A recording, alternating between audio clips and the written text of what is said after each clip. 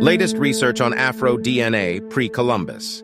Let me quote Dr. Clyde Ahmad Winters on his seminal 2015 paper titled Inference of Ancient Black Mexican Tribes and DNA. The abstracts goes as follows. Controversy surrounds the time period when indigenous Mexican-African admixture occurred. Most researchers assume this admixture took place after the Atlantic slave trade.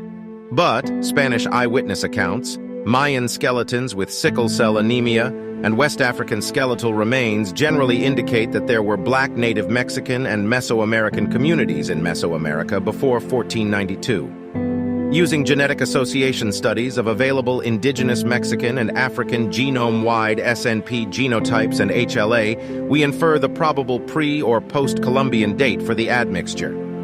Here we analyze the historical and archaeogenetic literature relating to the American foundational haplogroups and HLA to extract ancestry information detailing when indigenous Mexican-African admixture took place.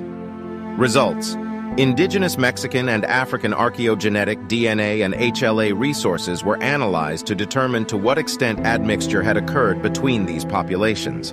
The sample indicated that indigenous Mexican-African admixture has taken place across Mexican fundamental male and female lineages, and that Africans and indigenous Mexicans share HLA alleles. In addition, archaeogenetic evidence including African Mande inscriptions, Mande substratum in Mayan languages, Africans depicted in Mayan murals at San Bartolo and Zultun, African skeletons generally, and ancient Mayan skeletons with sickle cell anemia support Spanish eyewitness accounts of black Native American tribes, Otomi, Chantal, Mayan-speaking group, Yorura, and etc., in Mesoamerica when they arrived on the scene. Conclusion: we demonstrate that given the age of the African skeletons, excavated at Mesoamerican archaeological sites and Spanish eyewitness accounts of black Mexicans, indigenous Mexican-African admixture occurred prior to the European discovery of America. The date for the African skeletons indicate that there were several waves of West Africans who probably introduced African haplotypes into the Americas. The 25,000 Malians who sailed to America in 1310 probably had a major influence on the exchange of African genes in the Americas.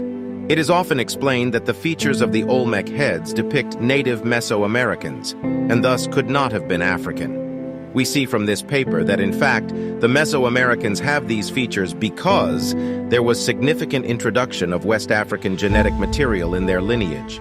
This is denied today not because it lacks veracity, but because of the intentional dissemination of the perverted view that paints Africans so as to be hated. And yet, they didn't just sail to the Americas once. They may have done it throughout history and helped spark civilization in the Americas by crossing the Great Sea. Funny enough, if you search on the internet, you'll find plenty of pseudoscience articles claiming the contrary, or only citing part of a genetic research that makes it seem like there were no Africans before Columbus. So the next time someone goes out of their way to try and say that there was no African presence and influence pre-Columbus in America, you know where to send them. Support Without History on Patreon and follow us, and see how those who are said to be without history birthed civilization itself.